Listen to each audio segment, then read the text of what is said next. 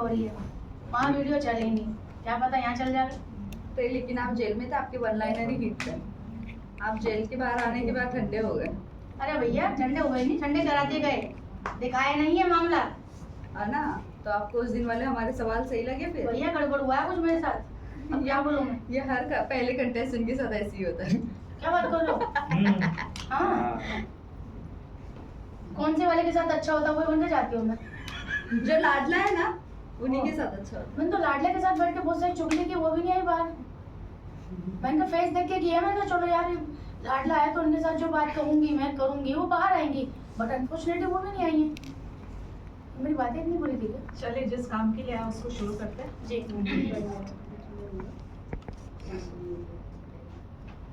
हो गया। सो ये पूरा मामला जो चल रहा है, हेमा जी क्या कहना चाहेंगे आप इस पर, क्योंकि अभी आप बिग बॉस के घर से बाहर आए हैं और ये जो चीज़ें चल रही हैं, क्या कहेंगे इन सारी चीज़ों पर? देखिए चीज़ें जो चल रही हैं बहुत गलत हैं, और बात को घुमा फिरा के कहा जा रहा है कि मैं सौदा कर रही हूँ मेरे बेटे का। मुझे ऐसा लगता है दुनिया में कोई भी ऐसी माँ नहीं है, हो ही नहीं सकती कि वो अपने बेटे का सौदा करे। पूरी दुनिया की दौलत अलग, और एक माँ के लिए उसका बच्चा अकेला काफ़ी है, चाहे माँ गरीब है तो भी, और बहुत वेल्दी है तो भी। तो एक तो ये बहुत गलत इल्ज़ाम है, ये हर माँ के लिए बहुत गलत इल्ज़ाम है कि वो सौदा कर रही है। बात को घुमा दिया, फिर घुमा दिया उन्होंने। बात थी यहाँ पे ये कि आप मुझे डिवोर्स दो और म्यूचुअल अंडरस्टैंडिंग में आप मुझे घर दो, जैसे एक हक बनता है एक महिला का, क्योंकि मेरे पास अभी 2 बच्चे हैं, ठीक है। तो उस बात को 2 करोड़ का लोन उन्होंने पहले ही ले रखा है, और वो उन्होंने मुझे 2.5 से 3 करोड़ का घर ले जाके दिखाया है कि हेमा अब ये काम करेंगे यार, अब ये किराए के घर में नहीं रहेंगे, अभी हम अपने घर में रहेंगे। तो 2.5 से 3 करोड़ के बीच में उन्होंने मुझे घर बिल्डिंग्स में ले जाके दिखाया है। तो तब तक जो है मामला ठीक था, लेकिन जैसे बात बिगड़ी डिवोर्स की आई, तो उसके बाद जब मैंने बोला कि उसको पूछो क्या चाहिए, तो ना मैंने ये मांगा ना वो मांगा। मैंने बोला भैया घर दे दो, तो छोटे बच्चे, मुझे छत चाहिए, बाकी मैं अपना रोजी रोटी का कर लूंगी। तो उसके बाद बोला उन्होंने कि ठीक है मैं मीरा रोड में देता हूँ। मैंने देखो ऐसा है, मैं रहती है अंधेरी में, मेरा काम अंधेरी में, तो मुझे याद दे दो। अब ये अंधेरी में किस जगह देते हो, किस फ्लैट की कहाँ कीमत है, ये तो मैंने तुमसे बोला ही नहीं। तो उसके बाद बोलता है कि अंधेरी में तो मेरा बजट नहीं है। तो मैंने सीधा बोला एक काम करो, मेरे लॉयर से बात करो। लॉयर से उन्होंने बात तो बोल दिया था कि भैया डिवोर्स दूंगा, लेकिन 5 से 6 बार 7 बार 10 बार लॉयर ने उनको बोला कि प्लीज कम एक बार मिल लेते हैं। बंदा सामने जाके बैठा ही नहीं है।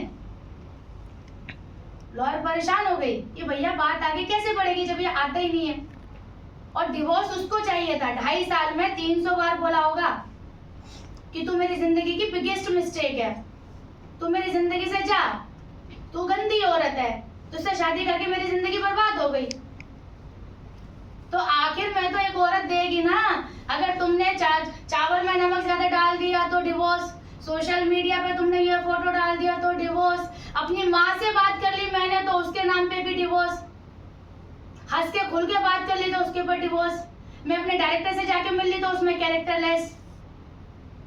तो जब तुमको डिवोर्स डिवोर्स डिवोर्स डिवोर्स चाहिए था तो मैं दे तो रही हूँ, तो आके बैठो। और मुझे बोलता है कि ठीक है म्यूचुअल में जाएंगे, लेकिन इसको बोलो यूट्यूब पे वीडियो ना बनाए, क्योंकि इसने अपने पुराने पति के बारे में वीडियो बनाया हुआ है। अरे भैया वीडियो किसने बनाई? अब वीडियो किसने बनाई? उसने बनाई ना। अच्छा उसके बाद भी फिर भी गायब। हाँ बुला रहा है, आ ही नहीं रहा बंदा। कभी उसकी धड़कनें चल रही हैं, कभी ये चल रहा है, कभी वो चल रहा है, बस लॉयर के सामने नहीं आ पा रहा, बाकी सारे काम वो कर रहा था बढ़िया से। तो उसने तो हमारा बना दिया और बना के गायब।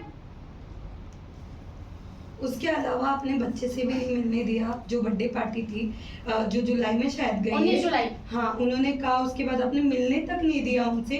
वो पूरे दिन वहाँ खड़े रहे। ऐसा क्या हो गया था कि आपने पूरे दिन कोई खड़ा है अपने बच्चे से मिलने के लिए, पर आपने उन्हें उस पर नहीं जाने दिया? मैंने नहीं देखा कि वो पूरे दिन खड़ा था। I'm sorry to say, क्योंकि मैं घर के अंदर थी, ठीक है। और मैंने क्यों नहीं मिलने दिया बताती हूँ।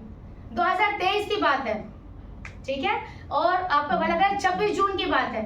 उस दिन 25 जून को 24 जून को मुझे एक दादा साहब फाल्के आइकन अवार्ड मिल रहा था। उस चक्कर में हम मुंबई से दिल्ली गए थे और मेरा बेटा इसकी वजह से जो 12 साल का था, 6 महीना मेरे से दूर रहा है सिर्फ इस आदमी की वजह से।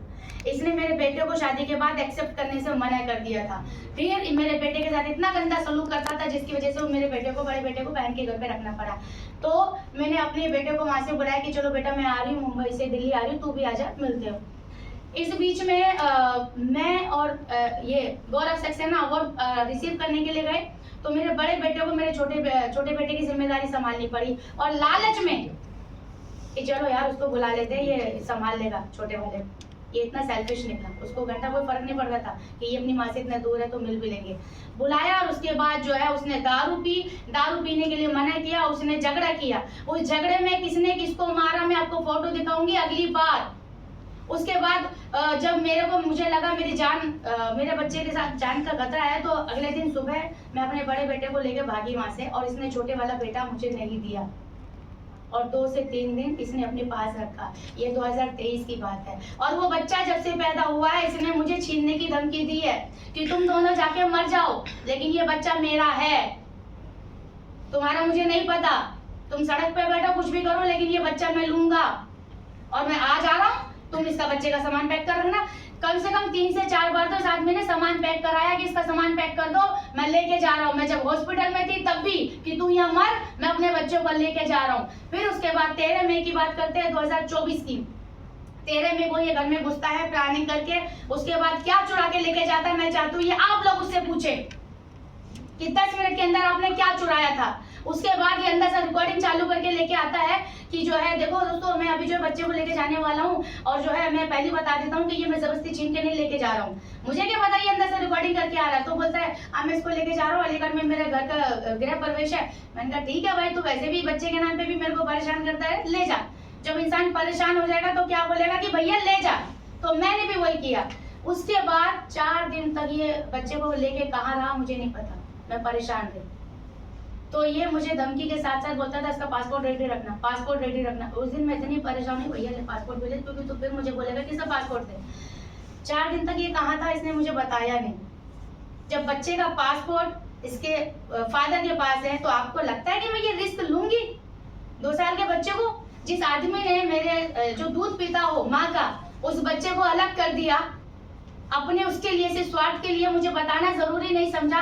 और फिर जब बच्चा छोड़ने के लिए आया 18 मई को, तो खुद घर पे आया भी नहीं। बाउंसर्स जो होते हैं क्लब्स में, जो बाउंसर्स होते हैं, उनके थ्रू बच्चे को छुड़ाया। रात के 11:30 बजे थे, मैं बाहर घूम रही थी क्योंकि मैं बहुत परेशान थी, क्योंकि उसने सुबह 18 मार्च को मुझे बोला था कि क्या तुम घर पे हो, आज मैं बच्चों को लेके आ रहा हूँ। तो मैंने तुरंत बोला यस। सुबह 12 बजे से रात के 11:30 बज गए। इस बीच में मैंने पुलिस वालों को भी फोन कर दिया था बरसोवा में, जो मेरे जानने वाले हैं। लेकिन मैं बाहर होके घूम रही थी तो देखा एक गाड़ी आके रुक के मेरी बिल्डिंग के सामने से, जिसमें ये होता है बच्चा होता है तो बाउंसर होते हैं, और ये बाउंसर को देखा। वो बाउंसर को मैं इसलिए जानती हूँ क्योंकि मेरी जो कंट्रोवर्सी हुई नहीं, मेरे को घर में एक मेड चाहिए थी जिसने उसको रखा था। तो ये गौरव का और बाउंसर का बहुत पुराना रिश्ता है, क्योंकि ये क्लब में जाने वाला में से है, ठीक है। तो वो बाउंसर के थ्रू बच्चा दिया और वो वहां से निकल लिया। फिर मैंने वेट किया बाउंसर को ऊपर के आने का। मैंने कहा तुझे पता है ये क्या सीन है? बोला नहीं। मैंने कहा ये क्राइम चल रहा है, तुझे पता है तेरे सर जो है बच्चा लेके गए थे छीन के? बोले नहीं मैडम। मैंने कहा अगर मैं अंदर बिल्डिंग में मेरा मर्डर हुआ होता, अंदर कौन फंसता? तू फंसता ना। तो बोला मैडम ये तो मुझे पता नहीं। मैंने कहा अगर पुलिस में मैं गई, तुझे बुलाना पड़ेगा तो आएगा ना? बोला हाँ मैडम मैं आऊंगा। तो उसके बाद इसने उसने बाउंसर ने बोला, बाउंसर का नाम जीतू है, कि मैडम तो घर पर ही नहीं है। तो भाई साहब मुझे मैसेज करते, वाओ यू आर नॉट घर, रात के 11:30 बजे में, तुझे क्या पता है एक माँ का जब बच्चा गया हो तो घर पे बैठेगी क्या वो? नीचे घूम रही हूँ मैं, पुलिस स्टेशन आई हूँ मैं। तो उसके बाद उसने टाइम लिया, पूरी स्टोरी समझी, और उसके बाद बोलता है जो होता हो तेरे पे कर ले, गुड बाय हेमलता। उसका ये लास्ट मैसेज था 18 मई को। जो दूध पीते हुए बच्चे की जो बात है, वो आपके ऊपर एलिगेशन लगा रहे हैं कि आपने बिग बॉस में जाने के लिए होकर आपके बच्चे को कहाँ छोड़ा नहीं छोड़ा, वो इतने फिक्र में थे। और फिर उन्होंने ये भी मेंशन किया कि आपने कभी उनको आपकी मम्मी से मिलाया ही नहीं। आपने कहा कभी आपका कोई कांटेक्ट है ही नहीं आपकी फैमिली से, और सडनली वो देखता है कि आपकी मम्मी के साथ वो 2 साल का बच्चा है। तो ये कितनी सच्चाई है? ये इतनी सच्चाई है कि जैसे मेरा फाइनल हुआ बिग बॉस का, मैंने मम्मी को फ़ोन किया और मैंने पहले बोल दिया था कि मम्मी शायद मेरा बिग बॉस में हो सकता है, तो please you have to come, क्योंकि जब से मेरी दूसरी शादी हुई है मम्मी पहली बार मुंबई आई है, बट चूंकि बिग बॉस का मामला था तो इसलिए मम्मी ने ये लिया स्टेप कि चलो मैं आ जाती हूँ। हालांकि गौरव का मेरी मम्मी का बिल्कुल भी अंडरस्टैंडिंग नहीं है, जैसे आपने बोला मिले नहीं हैं, सिर्फ फ़ोन पे बात हुई है, ठीक है। तो मेरी इस दुनिया में, पूरी दुनिया में हर किसी के पास एक माँ एक ऐसा बंदा होता है, इंसान होता है जिसके ऊपर पूरा आँख बंद करके भरोसा करता है। तो मेरे बच्चों के लिए मेरी माँ से बेटर कौन हो सकता है। और दूसरी बात, 6 महीने में उस आदमी से मेरी कोई बातचीत नहीं है, तो मैं क्या बोलूँ उसको कि अच्छा मैं बिग बॉस में जा रही हूँ, please you take care of my son, ये बोलूँ मैं ये दिखाऊँ उसको कि अच्छा मैं जा रही हूँ स्टार बनने के लिए, तो तू बच्चे को संभाल, क्यों बोलूँ मैं, ये मेरी जिम्मेदारी। जब बच्चे मेरे साथ रह रहे थे तो मेरे को जो राइट पर्सन लगा उसको मैंने बुला, उसके साथ साथ जो मेड जो 12 घंटे रहती है और उसके साथ साथ जो यहाँ पे मेरा दोस्त खड़ा है, घर में कुछ भी चीज चाहिए वो 3 बंदे मैंने रखे हुए अपने घर पे। उसको आपको क्या लगता है बारात बिठा दूं क्या? अगर वो बातचीत होती हम दोनों की तो तब भी तो वो बोलता है हेमा यार या तो मेरे घर से आएगा या तो वो तेरे घर से आएगा, क्या उसके बाद क्या वो खुद टट्टी साफ करता है क्या? उसने तो आज तक टट्टी साफ ही नहीं की है मेरे बच्चे की, उसने तो डायपर नहीं बदला, 2.5 साल का बच्चा हो गया, 2 महीने का 3 महीने का बना फिरता है बाप। देखा उसने कभी किस तरह की किस रंग की कैसा इसका दांत आया या नहीं आया? आज तक सोचा कि इसको इंजेक्शन लगा कि नहीं लगा? मैंने लगवाया इंजेक्शन। तो पैदा करना बड़ी बात नहीं है, जो पाल रहा है वो बड़ी बात है, और वो मैं पाल रही हूँ, चाहे पहले वाला बेटा हो चाहे दूसरे वाला बेटा हो। पर ये भी गया कि डिवोर्स आपके तरफ से हो रहा है, क्योंकि कोई तो आश्रम था जो उन्हें अपने होम टाउन में कहीं पे खोलना था और आपने यहाँ से ये आप 31 मार्च की बात बता रही है। उस आदमी से मैंने जब शादी की, उसने शादी के कुछ महीने बाद ही मुझे बोल दिया था कि मैं उसकी जिंदगी की सबसे बड़ी मिस्टेक हूँ। और एक बार बोले तो ठीक है, मुझे मारे तो भी ठीक है, थूके तो भी ठीक है, और भी बहुत सारी चीजें जो दिखाऊंगी। लेकिन जब बात मेरे बच्चे की आई ना, मैं डिप्रेशन से वापस आई हूँ। उस आदमी ने मेरा मुंबई से पैकअप, अफ्रीका से फिर अलीगढ़, अलीगढ़ से फिर अफ्रीका से मुंबई, ये 2 साल की जर्नी है मेरी। कैसे झेला होगा मैंने, गाली कितनी खाई होंगी मैंने। 2 साल में मैंने इस आदमी ने घुमा दिया मुझे। और अब यहाँ पे भी तब आई हूँ मुंबई, जब मुझे लगा कि भैया अब मैं मुंबई ही जाऊंगी और वहीं जाके कुछ ना कुछ काम कर लूंगी। और इसने बोला था तू मुंबई चली जा, तेरे को महीने के 10,000 रुपये बेचता रहूंगा मैं, इतनी औकात है तेरी, छोटा घर ले लेना कहीं, 10,000 रुपये बेचता रहूंगा मैं, ये मेरी औकात है। उसने औकात 10,000 की बताई है मेरी। ये पिछले साल की बात है, फरवरी की 10 मार्च को मैं यहाँ पर आई थी, और आते ही 2-3 दिन बाद मैं हॉस्पिटल में एडमिट हो गई थी, और 18 मार्च को भी मैं हॉस्पिटल में थी। और पूछिए क्या पूछना। आपने जैसे कहा कि आपके बड़े बेटे से आपको मिलने नहीं दिया जाता था, और आपके बड़े बेटे के साथ वो बहुत ज़्यादा जुल्म भी करते थे, लेकिन उन्होंने कहा जब तक कि आपकी उनकी शादी नहीं हुई थी उनको कुछ पीछे प्रॉब्लम हुआ था बैक में, आई थिंक वो अभी भी है। हाँ वो अभी भी है। उन्होंने अलग अदर्स एक्टिविटीज में पार्टिसिपेंट करवाया उनको, और फिर युगांडा भी लेकर गए, और फिर उसका जो भी स्टडी था वहाँ पर जाके उन्होंने एडमिशन वगैरह करवाने की कोशिश की थी। कितनी सच्चाई है ये बात में? अगर एक्टिविटी कराती तो भैया तुमने उसको बच्चों को अडॉप्ट किया है, कोई बहुत बड़ी बात नहीं है, ठीक है। तुमने उसको एडमिशन की बात करा दी, वो तो कराना ही पड़ता है। जब तुमने उसको एक्सेप्ट किया है मेरे साथ तो मेरे बच्चों को तो कराना ही पड़ेगा, उसमें भी कौन सी बड़ी बात है।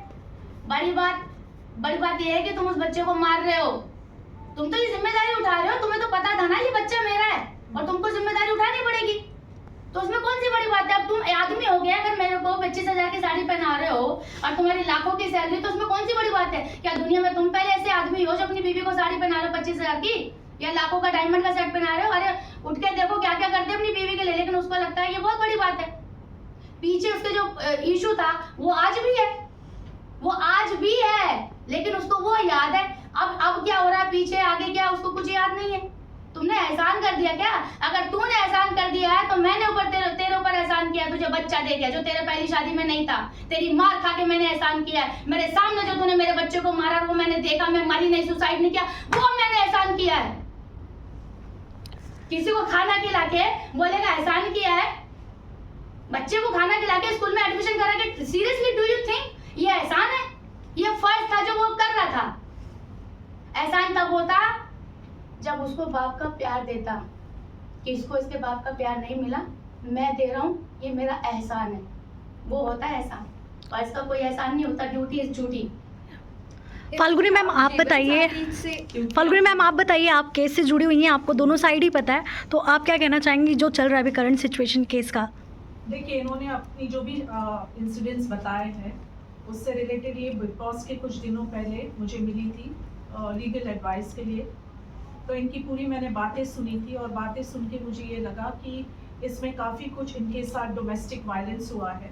एक एजुकेटेड बंदा है, अगर इंटरव्यूज़ आके लोगों को कॉल करके इंटरव्यूज़ देता है, किसी कंपनी में जॉब करता है, इसका मतलब ये नहीं कि वो सच बोल रहा है। वो एक एजुकेटेड आदमी ज़रूर होगा, बड़ी कंपनी में बड़ी पोजीशन पे ज़रूर होगा, लेकिन डोमेस्टिक वायलेंस करना एक गुनाह है। आप अगर जानते हो कि एक किसी औरत के साथ शादी कर रहे हो जो ऑलरेडी डिवोर्सी है, तो आप उसके ऊपर लांछन नहीं लगा सकते। अगर आप एजुकेटेड इंसान हो, अगर आपको लग रहा है आप जिस औरत के साथ शादी में हो और वो सही नहीं लग रही है आपको, आप दोनों का इक्वेशन मैच नहीं हो रहा है, तो एक प्रोसीजर होती है, लीगल प्रोसीजर, जिसे डिवोर्स कहते हैं। आप अपना डिवोर्स लो। आप अगर एलिमनी देना चाहते हो, मेंटेनेंस देना चाहते हो, लॉयर एंगेज करो और ये सारी चीज़ें लीगल प्रोसीडिंग्स द्वारा करो। किसी औरत पर हाथ उठाना, किसी छोटे मासूम बच्चे पे हाथ उठाना, इनकी पोजीशन का या इनकी अपनी पोजीशन का मिसयूज करना, ये कहीं भी लॉ में नहीं कहा गया है। कायदे से आप रहो, कानूनी चीज़ें फॉलो करो। आपको किसी ने लॉ वायलेट करने के लिए अधिकार नहीं दिए हैं। आप अगर एजुकेटेड आदमी हो तो एक एजुकेटेड आदमी की तरह बिहेव करो। जब ये मेरे पास आई, इन्होंने मुझे अपनी सारी चीज़ें बताई। ये पहले भी 2-3 लॉयर्स के पास जा चुकी थी, लेकिन इन्हें कुछ वजह से इन्हें लगा नहीं कि इन्हें जस्टिस मिलेगा। और मुझे भी ऐसा लगा कि इनकी सारी चीज़ें एविडेंसेस देख के, इनके पास काफ़ी सारे व्हाट्सएप मैसेजेस हैं, फोटोग्राफ्स है, इवन यहाँ तक कि वीडियोस है जिसमें वो बंदा जो इनका हस्बैंड है, जो इंटरव्यूज बुला बुला के दे रहा है और सारी चीज़ें जो क्लेम कर रहा है या फॉल्स एलिगेशंस लगा रहे हैं, उसको हम कोर्ट में जब पेश करेंगे। और पुलिस स्टेशन में ऑलरेडी जब ये बिग बॉस गई थी, उसके हमने 4-5 दिन पहले पुलिस कंप्लेंट कर चुके थे। डीएन नगर पुलिस स्टेशन में उस बंदे के खिलाफ कंप्लेंट है। क्योंकि ये वहाँ पे नहीं थी, प्रेजेंट नहीं थी, ये बिग बॉस के घर में थी, तो हम एफआईआर नहीं रजिस्टर कर पाए। अब ये आ चुकी है, 1-2 दिन में इनकी एफआईआर भी रजिस्टर हो जाएगी। एफआईआर जब हम रजिस्टर करेंगे, हम सारे एविडेंसेस जो है हम इनके पास व्हाट्सएप मैसेजेस, वीडियोस और उस बंदे ने जो भी इनके साथ इलीगल चीज़ें की है, जो कानून के दायरे में रह के नहीं की है, जो की है, एफआईआर ज़रूर होगी। और भी बहुत सारी चीज़ें जो आने वाले दिनों में धीरे धीरे जैसे हम कोर्ट प्रोसीडिंग्स करेंगे, वो सारी चीज़ें आप लोगों को पता चलती जाएगी। लेकिन आप अगर एजुकेटेड हो, सबसे पहला सवाल ये मेरा बोलने का, मैं तो सिर्फ लीगल बोल सकती हूँ कि पुलिस कंप्लेंट की है या हम डोमेस्टिक वायलेंस का केस करेंगे या जो भी अप्रोप्रिएट लीगल प्रोसीडिंग्स है वो इनिशिएट करेंगे। बट क्या ये सही है कि आप एक औरत अपने बलबूते पे खड़ी है, मेहनत करके यहाँ तक आई है, 2 मासूम बच्चे, एक छोटा बच्चा है 2 साल का, उसे संभाल रही है। आप अभी तक कहाँ थे? आप अभी तक अपने बाप होने का फर्ज क्यों नहीं निभा रहे थे? क्यों आपकी पत्नी जब बिग बॉस के घर में जाती है, जब उसे थोड़ी बहुत फेम मिलती है या वो आगे बढ़ने की कोशिश कर रही है या कुछ अपनी ज़िंदगी में अपने बच्चों के लिए करना चाहती है, मेहनत करके आगे बढ़ना चाहती है, उस वक्त आपको अपने पर हुई चीज़ें या अपनी पत्नी ने जो गलत चीज़ें की थी वो आपको उस वक्त क्यों दिख रही है? और अगर इन्होंने कुछ गलत चीज़ें की थी उस वक्त, अगर बच्चा नहीं दे रही थी या उनके साथ कोई भी बदतमीजी कर रही थी या कोई भी ऐसी चीज़ कर रही थी, आप एक एजुकेटेड बंदे हो, आपका ऑलरेडी डिवोर्स हो चुका है, आपकी पहली शादी टूट चुकी है जिसमें आप आए भी नहीं हो, कोर्ट को एक्स पार्टे ऑर्डर पास करना पड़ा डिवोर्स का, आपकी पहली पत्नी ने भी आपके खिलाफ कंप्लेन की थी। अगर इन्होंने आपके साथ कुछ भी गलत किया है तो आपने उस वक्त पुलिस कंप्लेन क्यों नहीं की? आपने उस वक्त लीगल प्रोसीडिंग्स क्यों नहीं इनिशिएट की? अब जब कोई औरत अपने पैर पे खड़ी होना चाहती है, अपने बच्चों के लिए कुछ करना चाहती है, आपको वो सारी चीज़ें याद आती है? ये सारी चीज़ें जो होती है, इस टाइप के जो एजुकेटेड लोग होते हैं वो मिसयूज करते हैं। आज पब्लिसिटी गेन करने के लिए आप जाके मीडिया में इंटरव्यूज दे रहे हो, आपको कहीं से पता चल रहा है कि हेमा शर्मा आगे जा रही है, बिग बॉस में जाने वाली, तो आप अपना उस वक्त यूट्यूब 2 साल, आपकी कब मुलाकात हुई थी? शादी.com के थ्रू 2021 में उस वक्त शादी हुई थी। 2021 से लेके 24 तक हेमा शर्मा गलत नहीं थी? सिर्फ बिग बॉस में एंट्री करने के बाद हेमा शर्मा गलत हो गई, या आपको जब जानकारी मिली कि ये अब बिग बॉस में जाएगी, कुछ बन जाएगी, तो मैं क्या करूंगा? मेरा तो मेल ईगो हर्ट हो जाएगा। तो 21 से लेके 24 तक एक औरत आप पे अत्याचार कर रही है, आपसे पैसे डिमांड कर रही है, आपसे 2.5 करोड़ मांग रही है, आपके 2 साल के बच्चे को मिलने के लिए। आपको कुछ याद नहीं आता है? आपको उस वक्त याद आता है जब ये बिग बॉस के घर में जाती है, और कहीं ना कहीं जब उनको पता लगा होगा कि हेमा शर्मा बिग बॉस घर जाने के पहले मेरे खिलाफ पुलिस कंप्लेंट कर चुकी है और मेरे पे एफआईआर हो सकती है, क्यों ना मैं अभी से ही एक माहौल बनाना शुरू कर दूं ताकि मुझे इसका बेनिफिट कोर्ट में भी मिले और मुझे पब्लिक के लिए भी सिंपैथी मिले। मेरा इन शॉर्ट यही कहना है कि इनके साथ जो भी हुआ है उसके सारे एविडेंसेस के बेसिस पे हमने एक पुलिस कंप्लेंट दर्ज कराई है। आने वाले दिनों में हम जो भी अप्रोप्रिएट लीगल प्रोसीडिंग्स है इनके हक के लिए, इनके बच्चों के हक के लिए, हम सारी वो चीज़ें करेंगे और मैं पूरी कोशिश करूंगी कि इनके बच्चों को उनका हक मिले, इनको इनका हक मिले। फाल्गुनी जी, आपसे जानना चाहेंगे, एफआईआर हुई नहीं है, उससे पहले मीडिया ट्रायल्स करना, उन्होंने अपने तरफ का मुद्दा बता दिया, बट आपको नहीं लगता एफआईआर के बाद एक मीडिया ट्रायल करनी चाहिए थी, एफआईआर से पहले नहीं? देखिए, मीडिया ट्रायल हम नहीं कर रहे, हमें वो कोई शौक उन्होंने नहीं। किया। क्या आज तक हेमा शर्मा आप लोग के सामने पुलिस कंप्लेंट लॉन्च हुई? मेरे पास तो ये कॉपी आज से 15 दिन पहले से पड़ी हुई। क्या मैंने इसको सर्कुलेट किया? क्या हम आकर बोल रहे हैं? ये बिग बॉस में आने के बाद क्या ये बोल रही है कि मेरा पति ऐसा, या जाने के पहले पब्लिसिटी गेन करने की? ये तो कब से चल रहा है, आज आपको कंप्लेंट दिख रही है। इनके साथ तो ऑलरेडी ये लीगल नोटिसेस मेरे से पहले भी दूसरे लॉयर्स के थ्रू भेज चुकी है। ये लीगल रीजन जिसकी वजह से एफआईआर अब तक का हुई नहीं, इतना डोमेस्टिक वायलेंस होने के बाद भी, और कंप्लेंट ऑलरेडी कंप्लेंट हम उसके साथ, इनकी जो प्रीवियस लॉयर थी उन्होंने काफी उनको कांटेक्ट किया, उसको लीगल नोटिसेस जा चुकी। प्रीवियस लॉयर को वो टाइम पे टाइम दे रहा था, डेट पे डेट। उसका ये मकसद था कि कैसे भी करके मुझे डिवोर्स लेना है हेमा शर्मा से। ये सारी चीजें आज से नहीं चल रही है, पिछले 8 महीनों से, 9 महीने से, शायद उससे भी ज्यादा से चल रही है।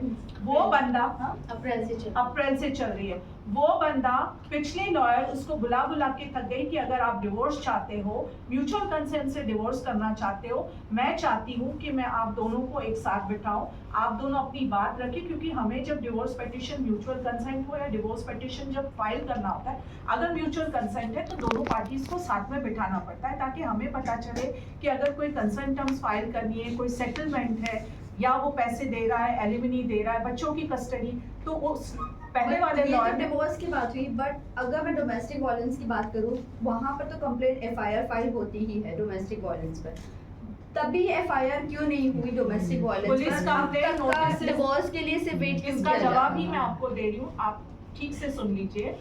जब सेटलमेंट की बात हो रही है कि म्यूचुअल डिवोर्स होने वाला है, तो मैं या कोई भी लॉयर ये नहीं चाहेगा कि लिटिगेशन बढ़े, कि पुलिस कंप्लेंट करो। जब ऑलरेडी बंदा सामने से सेटलमेंट की बात कर रहा है, तो पुलिस कंप्लेंट करने की कोई मतलब ही नहीं बनता है ना। कि अब अगर हम म्यूचुअली एक दूसरे को डिवोर्स देना चाहते हैं, तो हम पेपर्स बनाएंगे, और डिवोर्स का जो म्यूचुअल कंसेंट का जो एप्लीकेशन है वो फैमिली कोर्ट में होगा, ना कि पुलिस स्टेशन जाके डिवोर्स होने वाला है, ना म्यूचुअल कंसेंट से होने वाला है। म्यूचुअल कंसेंट की वो बंदा खुद बात कर रहा था। अगर मुझे सामने से कोई बोलेगा कि नहीं, मुझे कोर्ट कचहरी नहीं करना है, मैं अपना शांति से अलग हटना चाहता हूँ, तो इसका कोई भी लॉयर यही एडवाइस देगा कि आप दोनों साथ में बैठे। और जब हम म्यूचुअली अग्री कर रहे हैं कि हमें एक दूसरे के साथ नहीं रहना है, तो पुलिस कंप्लेंट करना या डोमेस्टिक वायलेंस में कंप्लेंट करना कोई मतलब नहीं बनता है। सेटलमेंट की बात रही, तो ये इनका कहना है, गौरव का कहना है कि आपने वो डिमांड की थी। वही उनका ये भी कहना है कि उनका इतना था कि वो मीरा रोड तक के आपको घर दिलाए, लेकिन वो आप एक्सेप्ट नहीं कर रही थी। सेटलमेंट की बात वो सिर्फ वन साइडेड कह रहे। हमारे पास व्हाट्सएप मैसेजेस है, हमारे पास वीडियोस है, मैसेजेस है, तो उनके कहने से हमें यहाँ नहीं बैठना है वो क्या कह रहे हैं, ये हम क्या कह रहे हैं। आज जो ये हो रही है, जो भी वो सामने से एलिगेशंस लगा रहे, इसके लिए मुझे भी आना पड़ा। अदरवाइज मेरा इनसे यही एडवाइस था कि आप कोर्ट में फाइल करो, पुलिस कंप्लेंट करो, जो भी करो, बट सामने से बंदा जब आ रहा है तो इनका जवाब देना बनता है। वो सेटलमेंट की बात बोल रहा है, कि मैंने सेटलमेंट की बात की, इन्होंने की, ये बोल रहे इन्होंने की, उसने की, उसमें हमें नहीं जाना है। आने वाले दिनों में जब लीगल प्रोसीडिंग्स इनिशिएट होंगे, हमें एविडेंस तो लगाना पड़ेगा, हमें व्हाट्सएप मैसेजेस, हमें चैट्स, वो सारी उसको लेकिन उनके लगाए हुए उनको एलिगेशंस पर बोलेगा। हमें तो पूछना पड़ेगा वो ना। तो कुछ भी बोलेंगे। अभी जब मीडिया को बुलाया गया है तो हमें तो क्रॉस तो उसका जवाब मैं यही दे रही हूँ कि अगर सेटलमेंट, चलो ये भी कह रही है या वो भी कह रहे हैं, कोई भी कह रहा है, बात तो यही थी ना कि दोनों लोगों को साथ में नहीं रहना था।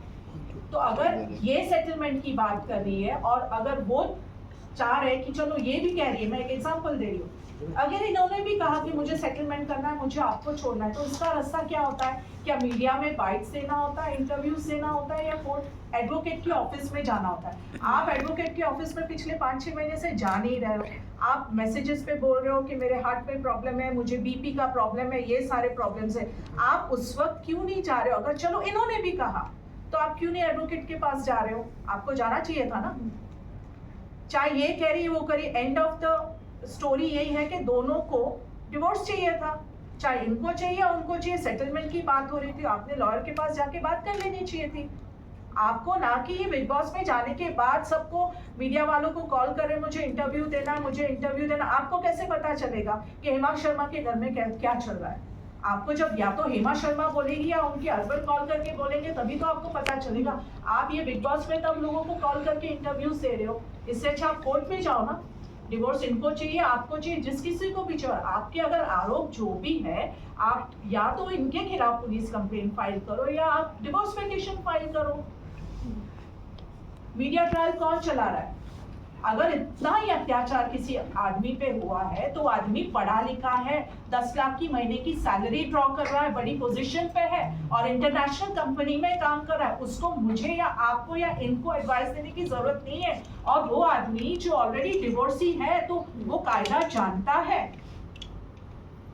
बात यही समझ में आनी चाहिए। आपने पहली बीवी के बारे में क्यों इंटरव्यूज नहीं दिए? हेमा जी से क्यों आप नहीं बोल रहे हो? हेमा जी से वही क्वेश्चन था, कि आपने आपको- इनके बारे में जानने की कोशिश नहीं हाँ, की। और आपको पता था कि Also, ये चीज हो रही ये है पता उनके था पहले कि शादी। जो है डिवोर्स हुआ है, लेकिन क्यों हुआ है वो मुझे, जब मेरी बात बिगड़ी है तब रिश्तेदारों ने मुझे बताया कि इनका रवैया उसके साथ भी बहुत गंदा था। क्योंकि वो बेचारी, तो जब इन्होंने मुझे नहीं छोड़ा, जो मेरी शक्ल भी ठीक है, अकल भी ठीक है और शायद कुछ कर भी लेती हूँ, तो वो तो बेचारी बहुत ऑर्डिनरी सी थी और बहुत उसका भी जो है मारा पिटाई उसके साथ बहुत होती थी। और फिर ऐसा शायद एक दिन आया 2015 की बात है कि उसको पुलिस बुलानी पड़ी, जो मुझे इन्होंने ही बताया है, ठीक है। और उसके बाद ये भाग गए अफ्रीका और उसके बाद इन्होंने उसको पीछे मुड़ के कभी नहीं देखा। और उसके बाद उस लड़की को, उसकी फैमिली को 1 साइडेड डिवोर्स लेना पड़ा, जो पेपर मेरे पास हैं। दूसरी बात, आप बोल रहे थे कि जो है 2.5 करोड़ वाली बात, घर वाली बात, तो मैंने उनको लिख दिया था सीधा, talk to the my lawyer. तो अगर उनको डिवोर्स चाहिए था तो वो उससे बात करते ना कि यार हेमा जी से मेरी बात हुई है, आप प्लीज हेमा जी को कन्विंस करें कि मेरे पास इतना बजट नहीं है या जो भी है, पर भैया पहले सामने तो आ। ये मैसेज चलेगा क्या?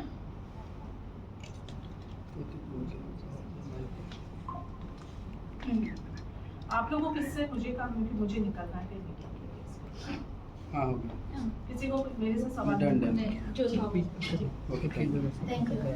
चलो पीछे अभी जो मेरे साथ आ रहे हैं वो मेरे बहुत खास दोस्त हैं, जो मुझे 2012 से जानते हैं और जिन्होंने ये मेरी शादी कराई है दूसरी, और जो गौरव के बारे में बहुत अच्छे से जानते हैं और सामने से उन्होंने क्या क्या किया है मेरे साथ। दिनेश, हेमा जी, आपसे एक सवाल है। जैसे फाल्गुनी मैम ने बोला कि ये सारी चीज़ें अब क्यों निकली है बिग बॉस के वक्त, जब काफ़ी वक्त से चल रहा था तब क्यों नहीं बोला, तो इस बात को लेकर क्या आपकी बात हुई है उनसे? देखिए ऐसा है, मैंने उस आदमी का नंबर कर रखा है ब्लॉक, सीधी सी बात। उस आदमी के इस वक्त चल रहे हैं 3 से 4 नंबर, ठीक है। तो जो आदमी डिवोर्स के टाइम पे जो मुद्दे की बात है वो तो कर नहीं रहा है, और उसमें भी जो है फिर वो वही बातें कर रहा है जिन बातों से मैं हो गई हूँ परेशान। लास्ट मेरे पास जो मैसेज आया है वो आया था उनका युगांडा के नंबर से मैसेज किया, कॉल आया था अगस्त के महीने में, जब उनको पता चला था कि मैं बिग बॉस में जा रही हूँ। तो रात के 3 बज रहे थे इंडिया के, जब उनका फोन आया था। मैं भी जागी थी क्योंकि मैं कल क्या करना वो चलता है मेरी जिंदगी में। मैंने कहा भाई इसका रात को 3 बजे फोन आ रहा है, 3 मिस्ड कॉल बहुत बड़ी बात होती है। मन में ये भी था कि कुछ अनहोनी तो नहीं हो गई है, ऐसा तो नहीं कुछ बात शेयर करना चाहता है। लेकिन मैंने जब 3 फोन नहीं उठाए, तो मैसेज आता है कि तुम बिग बॉस में जा रही हो, जो करना है ड्रामा करो, लेकिन मेरी इमेज खराब मत करना, क्योंकि मैंने अभी तक तुम्हारे अफेयर्स के बारे में किसी को बोला नहीं है। तो मैंने कहा भैया मेरा कौन सा अफेयर्स है। उसके बाद सलमान खान वाली जो है कंट्रोवर्सी, एक मनीष करके है, मनीष न्यूज नेशन में काम करते हैं वो, ठीक है। तो हमारा बीच में जो है पीआर ग्रुप बना था, मैं, गौरव और वो। तो अगस्त के महीने में, डेट मुझे याद नहीं है, मैसेज आता है मुझे कि हाय दिस इज गौरव सक्सेना और मैं एक प्रेस कॉन्फ्रेंस रख रहा हूँ जिसमें आज तक इंडिया टीवी फलाना है, और मैं ये जो कंट्रोवर्सी हुई थी, फेक कंट्रोवर्सी, इसके बारे में बोलना चाहता हूँ। मैं माफ़ी मांगना चाहता हूँ सलमान जी को कि क्योंकि मैंने भी उसमें कुछ बोला है। तो वो मैंने देखा, स्क्रीनशॉट ले लिया और वहाँ से ग्रुप से एग्जिट हो गई। तो जैसे एग्जिट हो गई तो भाई साहब ने वो मैसेज डिलीट कर दिया। तो भैया जिसको करना होता है वो बोलते नहीं है, मैंने किया है, फिर आप लोग यहाँ पर आए हो। हेमा, उसके बावजूद उन्होंने आप पे एक एलिगेशन लगाया कि वो 20 दिन बाहर रहते थे, 10 दिन आपसे मिलने आते थे। वो 20 दिन क्या होता था वो उन्हें नहीं पता। अच्छा। और कहीं ना कहीं वो ये भी कह रहे कि आप चीट कर रहे थे। जैसे कि किसके साथ? वो मेरा बॉयफ्रेंड का नाम नहीं बताया उन्होंने? नहीं, उन्होंने सिर्फ इतना बताया कि वो 20 दिन बाहर रहते थे, 10 दिन आते थे। उसके बाद भी कहीं ना कहीं आपको 10 दिन उनके साथ देते थे, पर 20 दिन क्या होता था उसके बारे में उन्हें नहीं पता। क्या कहना चाहते हैं? वो आदमी का जब मन करता था वो तब आता था, हर हफ्ते आता था। मैं जिस दिन से उस आदमी को मिली वो कभी मुझे बता के नहीं आए। उसको लगता था कि मेरा कहीं चक्कर है और मुझे रंगे हाथ पकड़ना चाहता था, लेकिन होता तो मिलता ना। मैं हमेशा सोए भी मिलती थी, या तो खाते भी मिलती थी, या नहाए भी मिलती थी। हमेशा वो घर की चाबी रखता था, हमेशा हर हफ्ते आता था। इवन वो अपने ऑफिस के जो लोग हैं उनसे झूठ बोला करता था कि मैं आज इस कंट्री में हूँ, और यहाँ का फोटो चिपका देता था। आज मेरी तबीयत ठीक नहीं है, आज मैं घर से काम कर रहा हूँ, उसको यहाँ हर हफ्ते आने की लगी रहती थी। उसको लगता था कि उसकी घरवाली भाग जाएगी। क्यों भागेगी भैया, तेरे अंदर कमी है क्या कुछ? मैं तो नहीं भाग रही, मैं तो नहीं जा रही युगांडा। सेम मेरे साथ भी तो हो सकता है, मुझे भी तो डाउट हो सकता है, लेकिन मुझे पड़ी नहीं है। इस आदमी ने मुझे इतना परेशान किया हो, मुझे क्या करूंगी उसका मैं जान के। मेरी तरफ से तू भूखा, आई डोंट केयर, तुझे मेरी पड़ी होगी, मुझे नहीं पड़ी है। तो वो हर हफ्ता आता था, और 20 दिन तो हमने ज्यादा बता दिया, महीने के वो 35 दिन यही रहता है। 35 होते ना, हाँ चल, नहीं सॉरी ज्यादा बता दिया मैंने, 5 दिन वहां रहता था बस वो। और उसको सब पता रहता था। सलून में जाती थी ना तो वीडियो कॉल, किसी के पास बैठी हूँ तो वीडियो कॉल, ऑफिस में हूँ तो वीडियो कॉल। ऑफिस भी इसलिए बंद कराया क्योंकि उसने बोला मैं धंधा करती हूँ ऑफिस में बैठ के, मैं समाज सेवा के ऑफिस में बैठ के धंधा करती हूँ। जो मेरे एक दो दोस्त आगे, प्रोड्यूसर आगे, डायरेक्टर आगे, तो क्यों बुला रही उनको? समोसा खिला रही, साले पैसे तो देते नहीं है ये लोग। क्या समोसा खिलाने के लिए ऑफिस खोला है क्या? ये बात जब मेरी एडवोकेट को पता चली, पहली वाली को, उसने बोला है जो आदमी समोसे गिनेगा वो आदमी तेरे को पैसा देगा क्या? ये तो कर्टसी होती है कि कोई आदमी आए तो पानी दे। बोले ऑफिस में वही आदमी होना चाहिए जो पैसा देकर जाएगा फाउंडेशन के नाम का। मैंने किसी से मांगा नहीं। उनके 2 लाख रुपए फंड आया था उनकी कंपनी से। वो 2 लाख रुपए आज भी वैसे का वैसा है उनके अकाउंट में, मेरे हमारे हेमलता चैरिटेबल। उसने तो फाउंडेशन इसलिए खोली थी कि वो करोड़ों का फंड लेगा। जब नहीं आया तो उसको बुरा लगने लगा। जब एक औरत के ऊपर इल्जाम लगेगा कि ऑफिस में तू धंधा कर रही है, क्या वो औरत ऑफिस में जाके बैठेगी? मैंने बंद कर दिया वो ऑफिस। 15 दिन हो गए मैं गई नहीं। मेरे घर की काम वाली को हटा देता था। काम वाली लगाएगी तू? तेरे बाप ने भी लगाई है कभी काम वाली? पोछा लगाएगी तू? और पूछो। मोबाइल ट्रैकिंग था ना, जहाँ जाते थे मोबाइल पता चलता। जैसे कि आपने कहा कि बच्चों पे वो अत्याचार करते थे, वैसे ही मेरा बड़े वाला उसके वाला नहीं। हाँ, और जब उनकी ही फैमिली की बात आई, कहीं ना कहीं उनके भाई के बेटे से आपको काफी प्रॉब्लम था। उसके अभी बताती हूँ। मैंने तो इस आदमी का वो रूप देखा है कि फंक्शन हुआ मेरे बेटे का, जैसे 11 दिन का फंक्शन होता है, उसमें दारू पी के इसने हंगामा कर दिया, जिसमें इसने अपने भाई की कर दी बेइज्जती, धज्जियां उड़ा दी मुंह पे थूक के। 100 लोग थे उस दिन फंक्शन में। इसने अपने भाई की जो बेइज्जती किया, उसके भाई और भाभी बेहोश हो गए थे। और फिर उसके बाद इसकी फ्लाइट थी, फिर फ्लाइट इसने कैंसिल करके माफी मांगने आया। फिर उसके बाद दूसरा भी फंक्शन होता है, फिर उसमें भी झगड़ा करता है। तो उस पर दारू झलती नहीं है, दारू करके ये झगड़ा करता है। और रही आपकी बात, तो मेरा अधिकार है, मेरा पैसा ले रहा है क्या वो कि मैं बोलूंगी? अगर मैं इतनी पैसे वाली होती तो आज वो मकान जो है ना अलीगढ़ का, उस पर मेरा नाम होता। मेरा अधिकार क्या है इसके पैसे पे बोलने का कि तू इसके बच्चों को कर, तू उसके बच्चों को कर? ये बता ना। और अगर ये बात है तो उसके भाई ने, सगे भाई ने मुझे बोला अगर हमें पहले से पता होता कि तू बच्चे की माँ है तो हम तो करने नहीं देते। तो भैया मुझे भी अगर पता होता कि तुम्हारे भाई की पहली बीवी की क्या दुर्दशा हुई थी तो क्या मैं कर लेती? तुम्हारा भैया इतना मीठा बना। इमा मैं यश को बहुत प्यार दूंगा, जो मेरा बड़ा बेटा, मैं यश को बहुत प्यार दूंगा। हम दूसरा बच्चा भी नहीं करेंगे। यश इज इनफ, इसी को मैं बहुत बड़ा करूंगा, पालूंगा, पोसूंगा। लेकिन जैसे मेरा दूसरा बच्चा, जिस दिन मैं जा रही थी ना डिलीवरी करने, मेरे बच्चे को बोल दिया था ये मनहूस का बच्चा नहीं आना चाहिए, इसका साया नहीं पड़ना चाहिए। मैंने बोला मेरा बच्चा है, ये आएगा। इसको बोलता था दूर हट, मेरे बच्चे से दूर हट, तेरी मनहूस शकल इस पे पड़नी नहीं चाहिए, कुत्ते की औलाद, भिखारी की औलाद। क्या सुनोगे तुम सबकी रूह कांप जाएगी अगर दिखा दूंगी तो कुछ। मेरे सामने मेरे बच्चे को जलील किया जा रहा था, मजबूर थी मैं। ये बोली ना कि क्यों नहीं फाइल की थी, मुझे लग रहा था समाज क्या बोलेगा, लोग क्या बोलेंगे कि दूसरी शादी नहीं चला पाई। ये 31 मार्च के बाद मैंने बोला भाड़ में जाए समाज। तब जाके मैं गई कि ये तो बोलता है मैं इसको डिवोर्स दूंगी, और उसको हजम नहीं हुआ वो कि यार मैं तो बोलता था, तो जाके बैठ गई। तब उसे लगा ये क्या हो गया, तब उसने कैलकुलेट किया कि कितना बचेगा और कितना जाएगा। अरे एक बार बोल के तो देखता कि हेमा मेरे पास नहीं है, हेमा तो इतनी दिलदार लेडी है, मेरे पास जो होता वो भी तेरे हाथ पे रख देती कि जा तुझे मुक्त कर दिया। बोल के तो देखते एक बार। लेकिन अभी अगर मैं बात करूं, अभी आप क्या चाहती है? डिवोर्स सेटलमेंट चाहती है, डिवोर्स तो ठीक है, बस। लेकिन वो अभी बहुत सारे पैसों को लेकर बोल रहे हैं कि आपने सिर्फ और सिर्फ उनसे पैसे ही, हर महीने का आपका लाख रुपए का खर्चा है। खर्चा था। हाँ, अप्रैल के बाद कोई पैसा नहीं भेजा है, बता देती हूँ। अप्रैल में लास्ट पैसे भेजे थे 1 लाख रुपए, वो मैंने 15 मिनट नहीं लगाए वापस भेजने में कि सोन अब मेरे पास मेरे ऊपर कोई एहसान मत करना, अपनी खुद की रोटी मैं खुद के पैसे से खाऊंगी। उस दिन के बाद में कोई पैसा नहीं लिया है, 1 रुपया भी नहीं लिया है। 35,000 रुपए का सिर्फ रेंट, वो भी इसलिए क्योंकि वो डायरेक्ट देता है। और मैंने अपनी वीडियो में बोला है कि सुन, अगर ये रेंट भी नहीं भरना हो ना तो मत भरना। हेमा शर्मा के अंदर इतना दम है कि ये 35,000 का रेंट भी खुद भर लेगी, ये मैंने बोला हुआ है। तो जो औरत पैसे की लालची होगी ना वो ये बोलेगी नहीं, वो लाइट का बिल भी भरवाएगी, खाने का बिल भी भरवाएगी, और बच्चा जो दूध पीता है वो भी भरवाएगी। बच्चा तो उसी का है ना, वो बोलता है ना। तो उनका पूरा नहीं करते वो अभी है वो बच्चे का पूरा नहीं करते जो मतलब उनका बच्चा है। पालन पोषण के लिए कुछ पालन दे रहे हैं। अप्रैल से मैंने क्या लिया बताओ? कुछ नहीं लिया, जीरो। सिर्फ 35,000 रुपए घर का किराया है। इससे पहले मैं 71,000 रुपए घर में रह रही थी। मुझे बोलता था YouTube से 71,000 रुपए भी नहीं कमा पाती है तू। उन्होंने मेरा YouTube चैनल में इसलिए सपोर्ट किया क्योंकि उनको लगा मैं 10 लाख रुपए कमाऊंगी।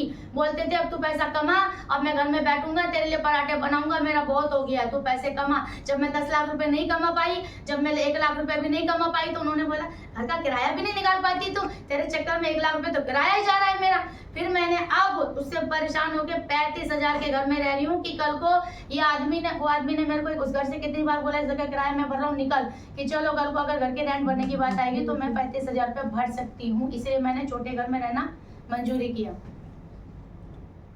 अगर कस्टडी की बात करूँ तो छोटे बच्चे की कस्टडी आप किसको अपने पास रखना चाहोगी या दे लीगली तौर पे माँ के पास आती है, ठीक है। उनका रवैया अगर मेरे बड़े बेटे के साथ होता अच्छा तो मुझे समझ में आता, उनके परिवार के साथ होता, मेरे साथ होता।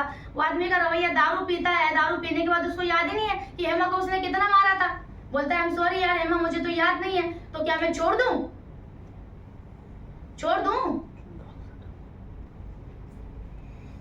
मतलब आप बच्चे की कस्टडी लेना चाहेंगे? अरे भैया कानूनी तौर पर कस्टडी माँ के पास ही आती है यार। अभी बच्चा तो 2 साल 3 महीने का है। जब बच्चा 5 महीने का हो जाए तब तुम बच्चे से पूछो। आज मेरा बच्चा 13 साल का, उसको पूरा अधिकार है। परसों मेरा बड़ा बेटा अपने फादर के पास रहकर आया है, मतलब फिल्म देख के आया। मैंने बोला अरे यार तू रात को रह जाता उसके पास, नहीं रहना उसको। बच्चे को 5 साल का होने दो, बोलने दो, बच्चे को डिसाइड करने दो। मेरा बच्चे खुश रहने चाहिए, चाहे बड़े वाला हो छोटे वाला हो, चाहे माँ के पास रहे बाप के पास रहे, उससे मेरे को फर्क नहीं पड़ता, लेकिन बच्चे सेफ और खुश रहने चाहिए। उनकी पहली बीवी आपके साथ है? नहीं, बातचीत हुई? मैंने कुछ नहीं देखा, बट मुझे जितना नॉलेज है, मैंने कभी शक्ल भी नहीं देखी, बट बहुत एवरेज बताई जा रही है। जिसको ये बहुत मारता था और जो है बहुत सीधी सादी थी, और पुलिस उसने बुला ली थी, छोड़ के भाग गया था। उसके बाद इसने कभी उसका ये पीछे मुड़ के इसने नहीं देखा। ये भी इसका डिवोर्स भी जब पता चला, जब मेरे साथ शादी करने की बात आई कि मैं चेक तो कर लूँ मेरा डिवोर्स हुआ है कि नहीं हुआ है, तब जाके पता चला कि तेरा डिवोर्स हो गया है, और वो भी 1 साइडेड।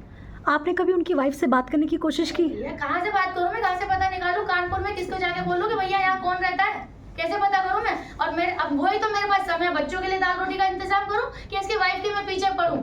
इसको बड़ा इंटरेस्ट है भैया, मेरे पास इतना टाइम नहीं है। मेरे को तेरे से प्रॉब्लम है, तेरे से बात रखूंगी मैं, खत्म है ना। क्यों मैं वो गड़े मुर्दे उगाड़, उससे मेरे को मिलना क्या है? इतना फालतू टाइम नहीं है मेरे पास। हिमा, पर बिग बॉस में जाने से पहले तो सपोर्ट उनका भी था, जो आप पहले देख रहे थे OTT 3 या फिर 2, जो भी आपने देखा तो उन्होंने काफी सपोर्ट किया, हाँ, PR के थ्रू भी और बाकी चीजें भी की थी। कौन से प्यार? कोई तो राहुल उन्होंने परिहार। जब वो Exactly। सलमान खान वाली बात आई थी तब भी आपने ये राहुल पवार ना? हाँ, परिहार। परिहार हाँ। का थैंक यू सो मच। मैं बता देती हूँ, जब ये मेरी कंट्रोवर्सी हुई थी तो उसके बाद राहुल ने मेरे को ईमेल किया था कि हेमा जी मैं एक शो करता हूँ, उसके मुझे आपको बुलाना है। मैंने कहा ठीक है, ओके। उसको पता चल गया था कि सलमान खान का इसका लड़की दीवानी है जो भी है, तो उसने बोला मैं आपको सलमान जी से मिला देता हूँ, मेरा तो डेली का ही है, रोज का ही है। मैंने कहा अच्छा भाई क्या बात है? तो उसने बोला बिग बॉस में भी करा सकता हूँ मैं आपका। मैं ओवर एक्साइटेड हो गई, मैंने क्या बात है भैया। उसने क्या किया, जाल में फंसा के, अच्छा हेमा जी क्या है, मेरी बात तो हुई है, लेकिन उन्होंने बोला हेमा जी थोड़ा मार्केट बनाना पड़ेगा आपका, बाहर लोग जानने चाहिए ना।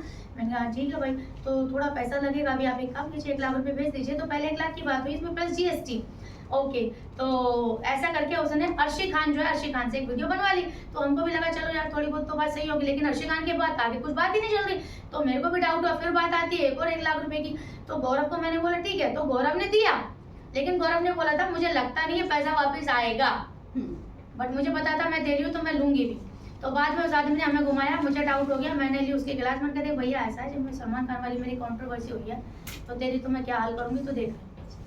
वो डर गया उससे और उसने पूरे 1 लाख समथिंग कुछ पैसे वापस लौटाए हैं। लेकिन वो 3.5 लाख रुपए की बात करे गौरव, क्या आपको बिग बॉस के लिए 3.5 लाख रुपए दिए हैं? बिग बॉस, अरे बिग बॉस, मैंने तो उस आदमी की शक्ल भेजी बिग बॉस की टीम को अभी जब मेरा हो रहा था, क्योंकि उसकी फोटो मैंने विशाल पांडे के साथ देखी। मैंने कहा सर ये कौन आदमी है? बोले इसको कोई नहीं जानता। हेमा क्यों? मैंने कहा भाई इसने मेरे को फंसा लिया था बिग बॉस के चक्कर में। तो उन्होंने बोला हेमा इट्स वेरी क्लियर, हम कभी किसी से कोई पैसा नहीं लेते हैं, और इस आदमी को तो हम वैसे भी नहीं जानते हैं। और अभी मेरे पास फोन नहीं है, नहीं तो मैं बता देती, अगली जब करोगे आप तो मैं बता दूंगी। पैसे तो उस आदमी ने मुझे भेजे थे ना, अकाउंट में भेजे थे ना, तो उसे तो कोई मिटा नहीं सकता। दिखा देंगे आपको, और बहुत सारी चीजें दिखेंगी अभी तो। और क्या बोल रहे थे कि उसने मुझे मदद की, तो इस बात में मदद की भैया। कह रहे थे ना कि बिग बॉस के घर के अंदर जाने के लिए उन्होंने काफी सपोर्ट किया, ये सारी वो बात कितने 2023 की बात चल रही है, ये सितंबर अक्टूबर, और अभी क्या चल रहा है अक्टूबर से अक्टूबर लगाओगे तो क्या कितना हो गया टाइम? 1 साल। 31 अप्रैल से मैं उस आदमी से बात नहीं कर रही हूँ। तो 6 महीने में इस औरत को मैंने छोड़ा या इसने मुझे छोड़ा, और तब जाके ये ऐसे हालात में बिग बॉस में गई है। तो उसकी बदौलत गई हूँ कि मैं गई हूँ, या अपनी मेहनत से गई हूँ? मैं फिर से बता रही हूँ, मैं OTT 3 के लिए गई थी। मैं तो अपने आप को समझती भी नहीं थी कि मैं कलश के लिए डिजर्व करती हूँ।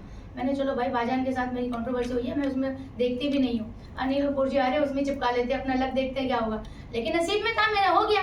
इसको डाइजेस्ट नहीं हुआ कि साला मैंने इसको क्या छोड़ा, तो सीधा बिग बॉस में पहुंच गई। जब ये पैसा लगा रहा था तो मैं क्यों नहीं चलेगी बिग बॉस में? बताओ, 1 साल में कितने दिन होते हैं? 1 महीने में कितने दिन होते हैं? 1 साल के बाद अब बोलोगे कि मैंने इसको भेजा। तो भैया सुन, पैदा भी तूने मुझे किया है और टट्टी भी तूने मेरी धोई है, समझ में आया? तूने पहली शादी में कन्यादान भी तूने किया होगा, और पहला बेटा भी तेरे से ही होगा मेरा। सारे काम तूने किए हैं, मेरे माँ बाप ने नहीं किया कुछ भी, या मेरे जो यार दोस्त है उन्होंने कुछ नहीं किया। मैंने जो दबंग तेरी की वो भी तूने करा दी होगी, उसमें भी पैसे तूने लगा दिए होंगे। यमला पगला किया वो भी तूने करा दिया होगा, या जीवन में मैंने जितना कुछ उखाड़ा है ना वो तूने किया होगा। मैं तो सोच रही हूँ बिग बॉस में जो वो डांस वन जो किया ना वो भी तूने किया होगा, तेरी आत्मा मेरे अंदर आई होगी। हिमा, सोचा था क्या कि बिग बॉस के घर से बाहर निकलोगे तो ये सारी चीजें फेस करनी पड़ेगी? मुझे कहीं ना कहीं पता था, आई न्यू दैट। इसलिए लोग जब उसने वीडियो बनानी शुरू की तो वो मेरी उसको मैं जैसे मुझे बोलता है कि हेमा जी, अपने आप को कौन बोलता है? सलमान जी ने हेमा जी बोला है। सलमान जी को जाके पूछ के हेमा है, सलमान जी आप हेमा क्यों नहीं बोल रहे, हेमा जी क्यों बोल रहे हो? बिग बॉस ने मेरे को हेमा जी बोला है, अब उससे बड़ा उदाहरण तो मैं दे नहीं सकती। तो जब मेरा कोई नाम लेता है तो जी ऑटोमेटिकली आता है। उसको इससे भी प्रॉब्लम है। तू भी बोल ले अपने आप को गौरव जी, तू लायक तो होना चाहिए, इसलिए गौरव जी। सॉरी मैं आपका सवाल मिस कर दी शायद।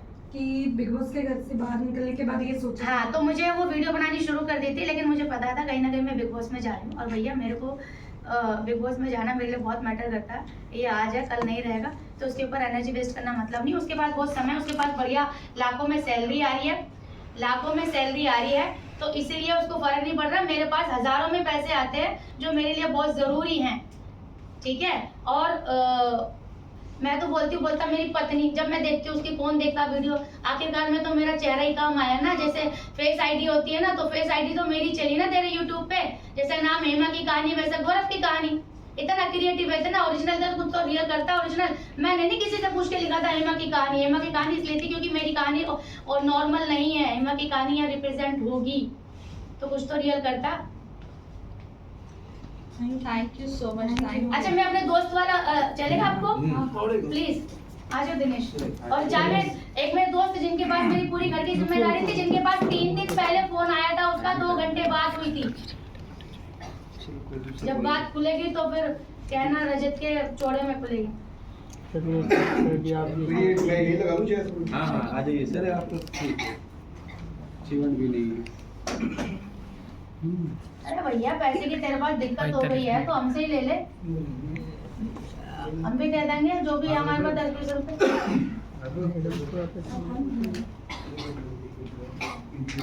लालची आदमी। रेडी करे ठीक है। उनको वो बहुत अच्छे से जानते हैं, सारी चीजें ये जानते हैं, कोई छुपा हुआ नहीं है कोई भी बात। तो आप इनको बिंदास जो आपका दिल करता है वो पूछ सकते हैं।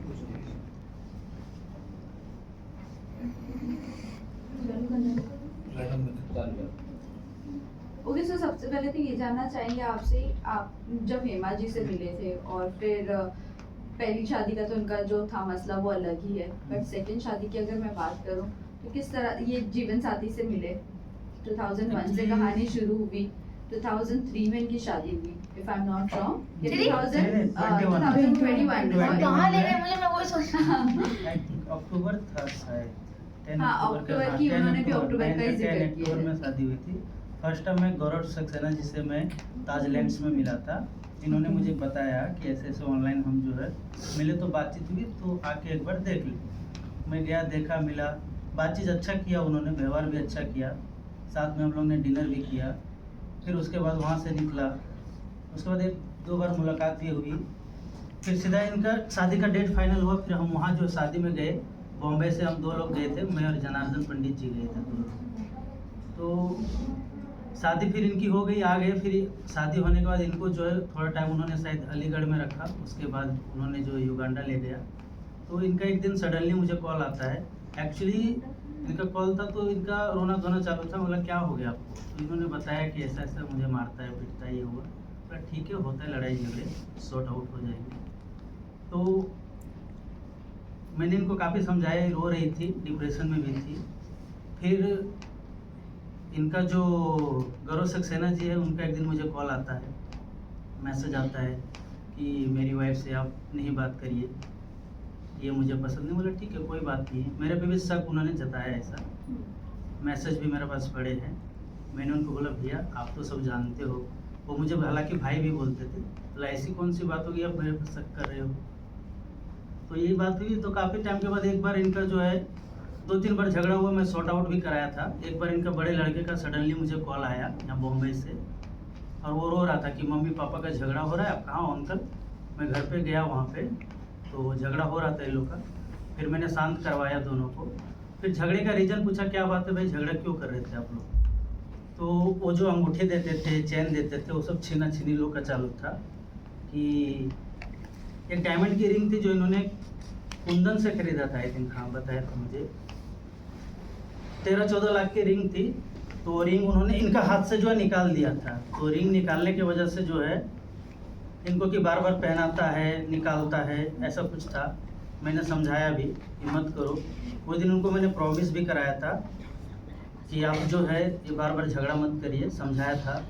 फिर 2 दिन के बाद इनका जो है उन्होंने शायद मंगलसूत्र भी छीना था। तो उस दिन भी कॉल आया था मुझे, मैं वहाँ गया तो फिर समझाया था उनको। तो काफ़ी कुछ रहा है। आपको कुछ पूछना तो नहीं बस पूछा बस थैंक यू। अभी